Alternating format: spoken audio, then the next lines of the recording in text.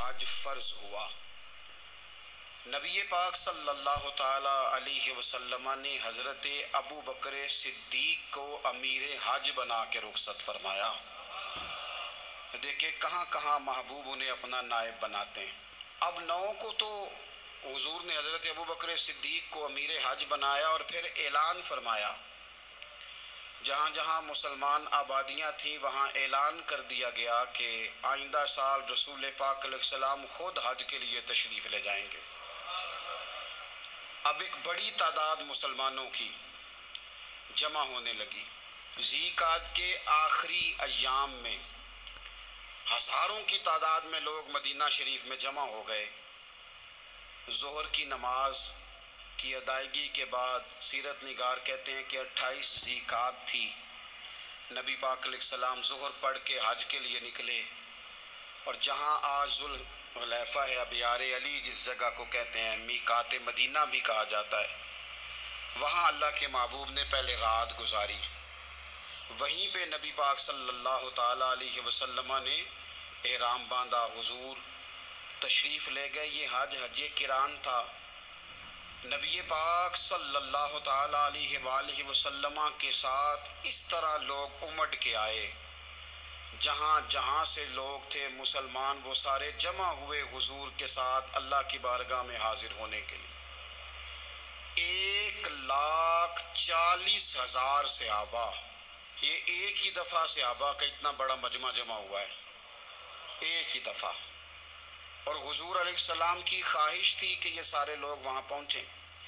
محبوب کریم علیہ السلام 4 ذی الحج کو حضور علیہ السلام نے طواف کیا، صفا مروہ کیا، احرام نہیں کھولا، قربانیاں ساتھ تھیں، چونکہ یہ حج قران تھا۔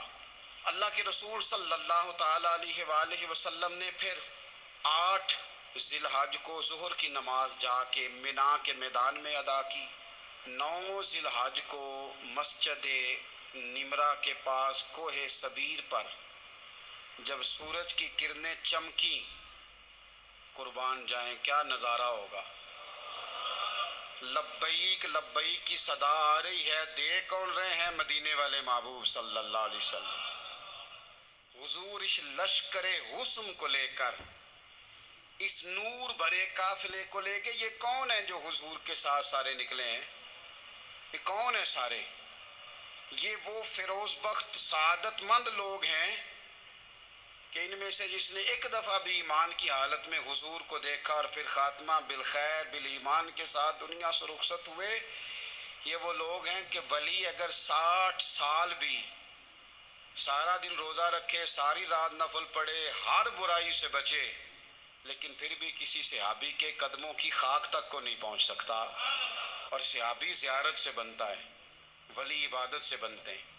نبی پاک صلی اللہ تعالی علیہ وسلم کے وہ سارے صحابہ کون ہیں؟ الصحابہ النجوم، یہ حضور کی چاروں جانب یہ چمک رہے ہیں، انہیں خود میرے نبی پاک نے ستارے فرمایا ہے۔ ایک سمت علی، ایک سمت عمر، صدیق ادھر، عثمان ادھر۔ ان جگمگ جگمگ تاروں میں بھلا مہتاب کا عالم کیا ہوگا؟ اور ہر کوئی فدا ہے بن دیکھے تو پھر دیدار کا عالم کیا ہوگا؟ تو نبی پاک صلی اللہ علیہ وسلم نے یہ وہ موقع تھا، 9 ذی الحج میدان عرفات، حضور صلی اللہ علیہ وسلم نے ظہر کی نماز ادا فرمائی، اور پھر کچھ توقف کے بعد حضور کے لیے اونٹنی پر کجاوا سجایا گیا۔ حضور اپنی کسوا نامی اونٹنی پر سوار ہوئے، میرے محبوب نے خطبہ دینے کا ارادہ فرمایا۔ رب کریم نے ارشاد فرمایا، الیوم اکملت لکم دینکم، آج میں نے تمہارے لیے تمہارا دین مکمل کر دیا ہے، مکمل ہو گیا دین، اس کے بعد کوئی اور دین نہیں آئے گا۔ اس آیت نے بتا دیا کہ حضور آخری نبی ہیں، دین مکمل ہو گیا، اب کسی اور پیغمبر کی، رسول کی، دین کی، کتاب کی ضرورت باقی۔ آج میں نے تمہارے لیے تمہارا دین مکمل کر دیا۔ اور کیا خوبصورت لفظ ہیں قرآن پاک میں، فرمایا وَأَتْمَمْتُ عَلَيْكُمْ نِعْمَتِي، اور آج میں نے تم پر اپنی نعمتیں تمام کر دی ہیں، نعمتیں مکمل کر دی۔ وَرَضِيتُ لَكُمُ الْإِسْلَامَ دِينًا، اور اللہ فرماتے ہیں میں نے تمہارے لیے دین اسلام کو پسند کیا ہے۔ یہ میری رضا ہے، یہ دین اسلام تمہارے لیے پسند کیا ہے۔ کوئی بندہ ساری زندگی مخلوق کی خدمت کرے، ساری زندگی رستوں سے کانٹے اٹھائے، ساری زندگی خیر کا کام کرے، کسی کو تکلیف نہ دے، لیکن اگر مسلمان نہیں نا، اگر کلمہ نہیں نہ پڑھتا، تو اس کی ساری عمر کی خیر بھی کسی کام کی نہیں۔ اس لیے کہ رب فرماتا ہے جڑ دین اسلام ہے، جڑ ہوگی تو پھر شاخیں قبول کی جائیں گی نا۔ تو اگر جڑ ہی سرے سے نہیں ہے تو خیر کرنے کا معنی، کچھ لوگ کفار کی، مشرکین کی تعریف کرتے ہیں کہ جناب بلے بلے اتنے ویلفیئر کام ہو رہے ہیں، تو یاد رکھو سب سے ضروری جڑ ہے۔ قرآن پاک میں رب تعالیٰ نے منافقین، مشرکین اور کفار کے اعمال کی بنیاد اس طرح کی بتائی ہے کہ جس طرح پتھر پر تھوڑی گرد پڑ جائے، ذرا ہوا کا جھونکا ہے یا بارش آئے تو پتھر صاف کا صاف ہو جاتا ہے۔ ان کے اعمال اس طرح کے ہیں۔ اس خیر کا کیا مطلب کہ جس خیر میں ایمان ہی شامل نہیں؟ جب تک بندہ مومن نہ ہو اس کا کوئی عمل بھی اللہ کی بارگاہ میں قابل قبول نہیں ہوتا۔ یہ آیت نازل ہو گئی، فرمایا دین مکمل ہو گیا۔ او میرے بھائیو، خدا را سوچو، کوئی شے مکمل نہیں دنیا میں، کوئی شے بھی۔ کروڑوں کا مکان بنا لو پھر بھی کوئی نہ کوئی نقص نکل ہی آتا ہے۔ کوئی دنیا میں شے مکمل ہے ہی نہیں۔ اگر کوئی شے مکمل ہے تو وہ مدینے والے رسول کا دین مکمل ہے۔ مکمل، جب ہم کہتے ہیں نا مکمل دین، تو لوگ سمجھتے ہیں تو شاید سادی سی بات ہے۔ یہ وہ والی بات ہے جو دنیا میں کہیں نہیں پائی جاتی۔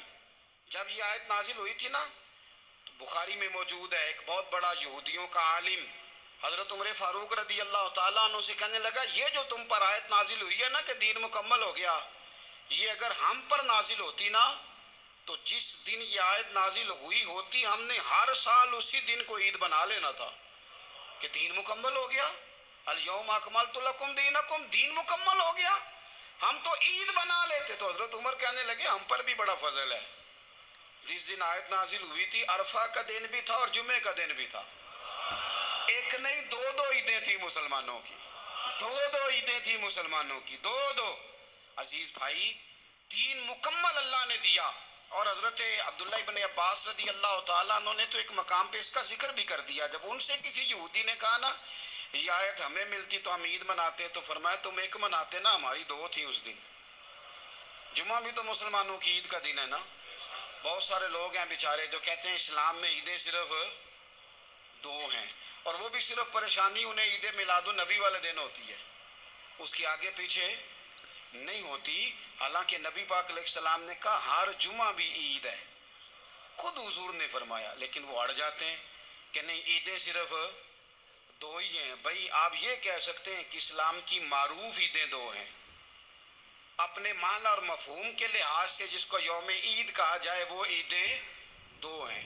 تو نبی پاک صلی اللہ تعالیٰ علیہ وسلم نے میدان عرفات میں خطبہ دیا۔ یہ جو وعظ و نصیحت ہے نا، خطبہ، تقریر، یہ دنیا کر رہی ہے، کرتی رہے گی، کرتی چلی آئے گی، اور اس کو میرے نبی پاک علیہ السلام نے پسند فرمایا۔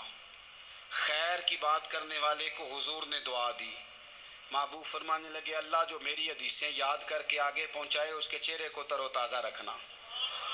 یہ ابلاغ دین بہت بڑی بات ہے اگر کوئی خلوص نیت سے کرے۔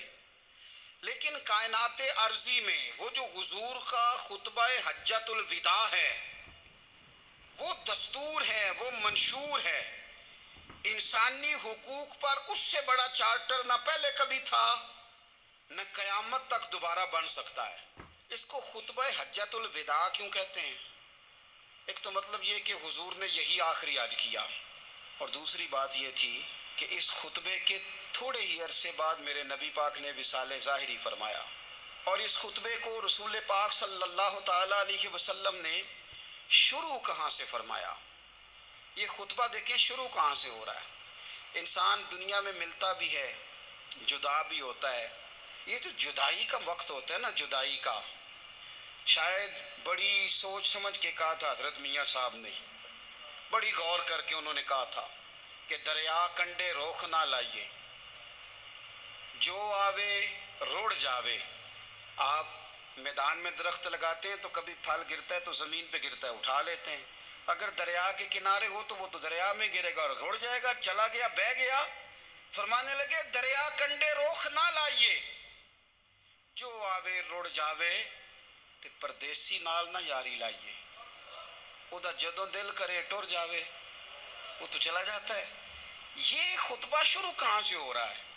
یعنی ابھی آغاز کلام ہے, بات آگے آئے گی. آغاز کلام ہے. میں کہہ چکا ہوں ولی شاید عبادت کر کے بنے, تقوی اختیار کر کے بنے. ولی اللہ کی حرام کردہ ہر شے سے اجتناب کر کے بنے. وہ جس میں شبہ ہے اس سے بھی بچے تو پھر ولی بنے. لیکن صحابی تو حضور کی زیارت سے بنتا ہے نا, نبی پاک کی زیارت سے بنتا ہے. اور صحابہ تو وہ صحابہ تھے جن کی ہر صبح عید ہوتی تھی. خدا کا قرب حاصل تھا, نبی کی دید ہوتی تھی. وہ تو اس طرح کا ماحول تھا کہ نبی پاک نے فرمایا حضرت ابو ہریرہ سے یہیں بیٹھے رہتے ہو, تھوڑا ذرا کبھی کوئی کام بھی کر لیا کرو. وقفے سے ملنے سے محبت بھی بڑھتی ہے. تو حضرت ابو ہریرہ اٹھے اور ستون کے پیچھے سے ہو کے واپس آ گئے. فرمایا آ گئے ہو, عرض کی حضور دل ہی نہیں لگتا تو جائیں کہاں. وہ جو حضور سے آ کے کہتے تھے نا یا رسول اللہ صلی اللہ علیہ وسلم, حضرت صوبان بن مالک, حضور نے فرمایا پریشان دکھائی دیتے ہو. کہا یا رسول اللہ ایک بات پریشان کرتی ہے. کہا وہ کیا؟ عرض کی حضور دل بے چین ہوتا ہے تو زیارت کو آ جاتا ہوں. آج ایک عجیب خیال آیا ہے اور اس نے عجیب رنگ طبیعت میں بھر دیا ہے. فرمایا تمہیں کیا خیال آیا؟ عرض کی یا رسول اللہ صلی اللہ علیہ وسلم آج خیال آیا ہے کہ سبحان ہے تو حضور کا غلام ہے, جنت تو حضور کے صدقے ملے گی, لیکن یہ ہے کہ حضور تو ہوں گے نا نبیوں کے ساتھ, تجھے ملے گی پر ملے گی تو غلاموں کے محلے میں نا. تو دل میں خیال آیا کہ وہاں زیارت بھی ہوگی کہ نہیں. وہ جنت میرے کس کاری جتھے یار نظر نہ آوے, زیارت بھی ہوگی کہ نہیں. حضور کی بارگاہ میں جب حضرت صوبان نے عرض کی تو رب کریم نے فرمایا محبوب جو تیری اور تیرے رب کی اطاعت کرے نا, اولئک انعم اللہ علیہم من النبیین والصدیقین والشہداء والصالحین, فرمایا ان کو اللہ نبیوں کے, صدیقین کے, شہداء اور صالحین کے ساتھ ہی جنت میں اکٹھا فرمائے گا. وہ اکٹھے رہے. تو جن کو تو جنت میں بھی حضور کی زیارت کے بغیر چین نہیں تھا, ان کو حضور نے خطبہ حجۃ الوداع شروع کرتے وقت پہلا جملہ پتہ کیا کہا؟ حضور اونٹنی پہ ہیں, احرام باندھا ہوا ہے, 1,40,000 کم و بیش غلام سامنے کھڑے, عرفات کا میدان. محبوب فرمانے لگے پہلا جملہ, جو درد والے تھے وہ تڑپ گئے, یہ سارے درد والے تھے لیکن کچھ زیادہ مزاج شناس تھے. محبوب نے پہلا جملہ کہا. حضور فرمانے لگے لوگوں جس طرح آج اکٹھے ہوئے ہیں شاید اس کے بعد دوبارہ ہم اکٹھے نہ ہوں. پہلا اعلان ہی کر دیا کہ یہ تمہارے ساتھ جو آج خطبہ ہے نا, اس میں اشارہ دے دیا کہ دوبارہ نہیں جمع ہو گے, اگلا حج نہیں کرنا, بس ختم ہوئی بات. یہ آخری پہلی بات ہی حضور نے یہ بیان کی. اب وہ اتنے دل نرم ہو گئے حضور کی بات سن کے, آنکھوں میں آنسو اس طرح آ گئے, طبیعت کا ملان اتنا بڑھ گیا کہ ہر ایک کا دل کشکول بن گیا. ہر طرف سے آہیں اور سسکیاں ہیں کہ حضور کے وہ جملے یوں صحابہ لے رہے تھے. جب آپ سے کوئی کہہ دے کہ بھائی یہ وقت بس آخری ملاقات کا ہے, تو پھر انہوں نے وہ تو حضور کی ہر بات ہی توجہ سے سنتے تھے, پر یہاں جو انداز بن گیا وہ انوکھا بن گیا. فرمایا شاید دوبارہ ملاقات نہ ہو. پھر میرے کریم محبوب صلی اللہ تعالی علیہ وسلم نے فرمایا جس طرح تمہارے لیے یہ شہر حرمت والا ہے, مکہ حرمت والا ہے نا, ایک نیکی کرو تو مکے میں 1,00,000 کا ثواب, حرم مکہ میں ایک گناہ کرو تو وہ بھی 1,00,000 لکھا جاتا ہے. حرمت والا ہے, بڑی عزت والا ہے. فرمایا جس طرح یہ گھر عزت والا ہے کعبہ, جس طرح یہ شہر عزت والا ہے, فرمایا جس طرح آج کا دن حرمت والا ہے. مسلمانوں میں تمہیں بتا کے جا رہا ہوں, تمہیں سمجھا رہا ہوں, اسی طرح میں نے تم سب پر ایک دوسرے کے مال اور عزت کو حرمت والا کر دیا ہے. اور صحابہ کو نا حضور نے پہلے یہ سبق پورا, حضور نے پوچھا, یہ بھی ذرا کمال ہے, یہ بخاری مسلم کی حدیث ہے. حضور نے صحابہ سے پوچھا 9 ذی الحج ہے, جمعے کا دن ہے, ذی الحج کا مہینہ ہے, سب کو پتہ ہے, لیکن نا آپ جمعہ پڑھنے ہیں تو میں آپ سے کہوں کہ آج کون سا دن ہے, تو آپ کہیں کہ جناب جمعہ ہے، عجیب آدمی ہے، جمعہ پڑھا رہے ہو. لیکن جو صحابہ کا انداز ہے وہ اور ہے. حضور نے پوچھا آج یہ کون سا مہینہ ہے؟ یہ ادب ہے، یہ مقام ہے. یہ وہ مقام ہے جہاں بہت سارے صرف عقل والے بندے جو ہوتے ہیں نا، وہ بیچارے گرتے پڑتے ہیں اور کہتے ہیں جی بات آتی ہو تو بتانی چاہیے. کیا بات ہوئی جی، بندہ بولے ہی نا، یہ کیا لیکن کچھ لوگ ایسے ہیں جن کا دھارا ادب کچھ اور ہوتا ہے. انہیں ڈھیروں باتیں بھی آتی ہوں تو ہر جگہ بات کرنے کی نہیں ہوتی، سب جگہ کہانیاں سنانے کی نہیں ہوتی. حضور نے فرمایا کون سا مہینہ ہے؟ قربان جائیں بھیا کو زبان ہو کے کہنے لگے واللہ و رسولہ عالم، اللہ جانے اللہ کا رسول جانے. سانو تے قید سجن دا گہنا ہے، او جنج رکھے اساں اونج رہنا ہے. ہمیں کیا پتا؟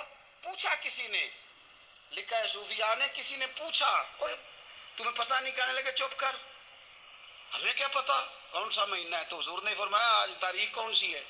بھائی صاحب کو پتا تھا نا 9 ذی الحج کو یہ حج ہوتا ہے. کون سی تاریخ ہے؟ کہا واللہ و رسولہ عالم، اللہ جانے اللہ کا رسول جانے. قربان جائیں. حضور نے پوچھا دن کون سا ہے؟